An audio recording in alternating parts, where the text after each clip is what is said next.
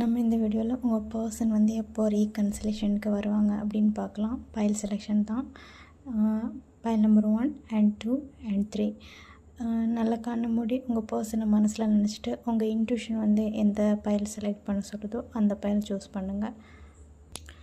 File number 1 select பண்ணவங்களுக்கு நீங்கள் already இருந்த பேட்டர்ன்ஸு ட்ராமாஸ் அதிலெல்லாம் இருந்து முதல்ல 2 பேரும் ஹீலாக இங்கே வெளியே வாங்க. நீங்கள் வெளியே வந்ததும் ரீகன்சிலேஷனுக்காக ஆப்ஷன் அதுவாகவே வந்து ஒர்க் ஆகும் அப்படிங்கிற மாதிரி இருக்குது. கண்டிப்பாக ரீகன்சிலேஷன் நடக்கும். நீங்கள் 2 பேரும் வந்து ஃபுல்லாக அந்த ஓல்டு பேட்டர்ன்லேருந்து வெளியே வந்ததும் தன்னால் ரீகன்சிலேஷன் நடக்கும். பட் நீங்கள் அந்த ஹீலிங்கு கரெக்டாக வரணும். அப்போ தான் இந்த வீல் உங்களுக்கு ஃபேவராக வந்து டர்ன் ஆகும். அந்த பைல் நம்பர் 2 செலக்ட் பண்ணவங்களுக்கு இப்போது உங்கள் பர்சன் வந்து ஆல்ரெடி ஆக்ஷன் எடுக்க தயாராக தான் இருக்காங்க.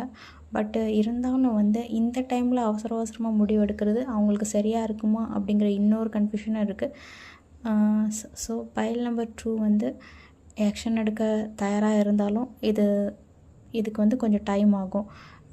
பைல் நம்பர் 1 விட இதுக்கு கொஞ்சம் டைம் ஆகும். ஏன்னா வந்து இதில் வந்து பொறுமையாக யோசித்து தான் முடிவெடுக்கணும். எடுத்தோம் கவுத்தோம் அப்படின்னு முடிவெடுக்கக்கூடாது. பைல் நம்பர் 2க்கு இதுதான் reading. And file number 3 select பண்ணவங்களுக்கு இப்போதைக்கு ரீகன்சிலேஷனுக்கான அப்படி எந்த ஒரு வாய்ப்பும் தெரியலை.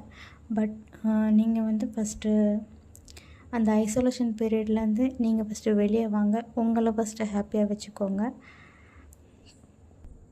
இப்போதைக்கு ரீகன்சிலேஷனுக்கான வாய்ப்பு இல்லை. நீங்கள் உங்களோட செல்ஃபில் ஃபோக்கஸ் பண்ணுங்கள். Thanks for watch this video.